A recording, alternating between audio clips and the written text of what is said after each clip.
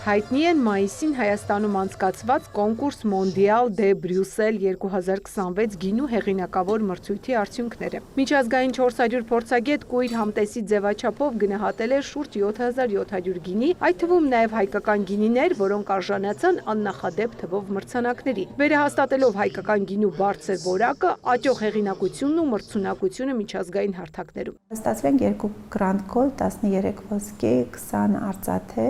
եւ նոր կատեգորիա են մշակել, որը կոչվում է Merit, գնահատանքի արժանի, եւ այս կատեգորիայում 33 գինի արժանացել են մրցանակի։ Կարծում եմ սա շատ լավ գնահատական է,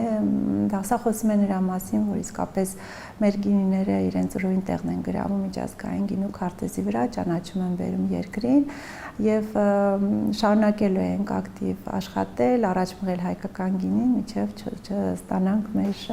ցանկալի արդյունքները։ Merit գնահատականին արժանանում են այն գինիները, որոնք ընդամենը մի քանի միավորով են զիջում ոսկե մեդալի հավակնորդներին։ Քանի որ մրցույթում բրոնզե մեդալ չի նախատեսվում, այս կերպ գնահատվում են բարձր որակ ցուցաբերած գինիները։ Հետագայում մրցանակակիր գինիները ներկայացվում են մրցույթի տարբերանշանով գործող խանութներում եւ հոռեկա ոլորտի մասնագիտական ցանցում ստանալով միջազգային առաջխաղացման նոր հնարավորություններ։ Նաև առաջարկ ենք ստացել Հայաստանում ներդնել այդ համակարգը, որոշ ընկերություններ հետաքրքրված են հյուրանոցներ, ռեստորաններ նաև օգտագործել Մոնդիալի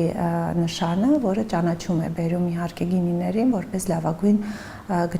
գինիներ գնահատված միջազգային փորձագետների կողմից։ Միջոցառման միջազգային արձագանքը բավականին մեծ էր։ Հիմնադրամը մինչ օրս ստանում է շնորհակալական նամակներ մասնակիցների բարձր գնահատականներով։ Սոցիալական հարթակներում լայն տարածում են գտել ինչպես մրցույթի, այնպես էլ հայկական գինիների մասին հրապարակումները։ Միջազգային հեղինակավոր լրատվամիջոցներում հրապարակվել է ավելի քան 30 հոդված, իսկ առաջիկա շաբաթներին դրանց թիվը ըստ կազմակերպիչների կշարունակի աճել։ Տպավորությունը շատ լավն էր եւ ինչպես իրենք էին նշում, անկանխատեսելի երկիր էր իրենց համար, այսինքն մինչև գալը չէին պատկերացնում ուր են գալու, ինչ է Հայաստանը, ինչ է հայկական գինին,